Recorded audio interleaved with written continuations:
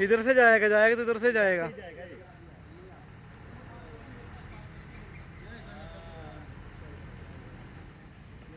अब वो पीछे से मारा ना उसको। हाँ उसको। चलते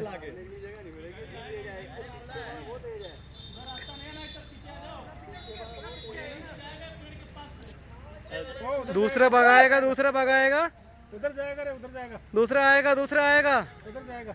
दूसरा आएगा, हमको ही आएगा, हमारे ऊपर ही आएगा दूसरा। भागना, दूसरा भगाएगा, पक्का भगाएगा। उसको भगा रहा है। हट जा, हट जा, हट जा, हट जा।